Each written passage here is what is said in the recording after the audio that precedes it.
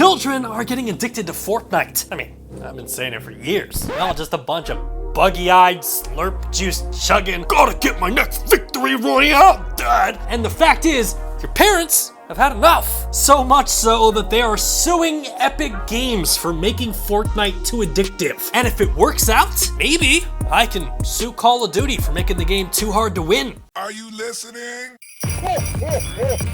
Welcome back, friends. We've got a very unique story to talk about. Parents in Canada. It's always Canada. They've launched a lawsuit against Fortnite creator Epic Games, claiming that the company deliberately made the game too addictive, and now their kids can't stop playing. We can sue people for that? Now, I do have to say that probably my favorite part about this complaint were the parents complaining that children are so addicted to Fortnite that it has caused them to stop eating, sleeping, or showering, also known as being a gamer. I mean, throw in the toxic social skills and not being able to communicate with the woman, and you'd pretty much run the gambit right there. Now, the big news surrounding this story is that the Canadian legal system has authorized this case to move forward and ruled that it is not frivolous, with the firm bringing this lawsuit against Epic equating this case to tobacco addiction, stating the harmful effect of tobacco was not recognized or admitted overnight. Which, I'm just a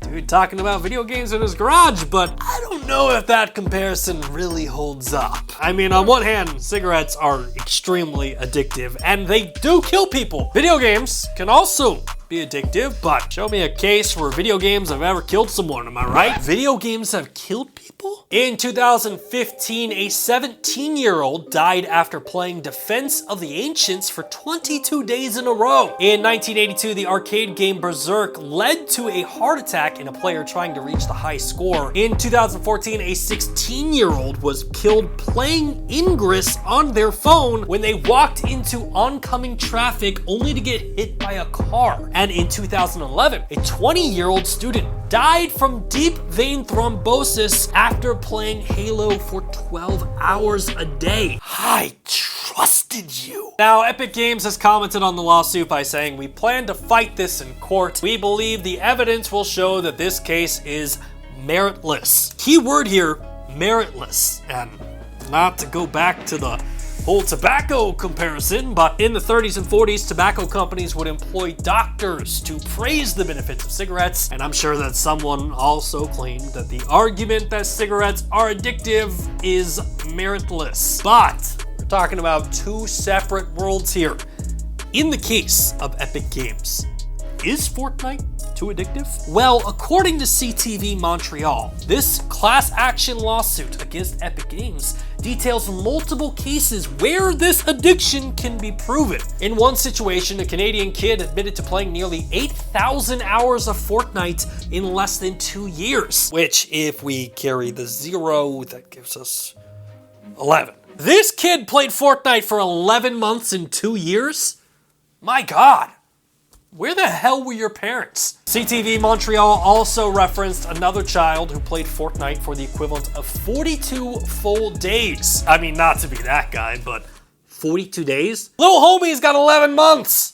Come on, if you want me to be impressed, boost those numbers. In all seriousness, video game addiction is a very real thing. I, for one, have suffered from it with multiple games. You see, games today are not built the way they were when I was a kid. A lot of games are designed to have that slot machine feel, the easy to keep playing effect. Games like Fortnite are designed to keep you playing for long periods at a time. And specifically in the case of Fortnite, that game has one of the quickest death to new game periods that I have ever seen. Like when you're playing Call of Duty Warzone, if you die, it legit feels like a decade before you're in the next game. Whereas with Fortnite, you can die and be put into a brand new match in the matter of seconds. And when you have younger gamers who can't identify that cycle, I can totally get how that would have a negative impact on your life. Is Epic responsible for making their game too addictive? Yeah, I'm sure they have some responsibility there. Do the parents have some responsibility in this situation? 100%.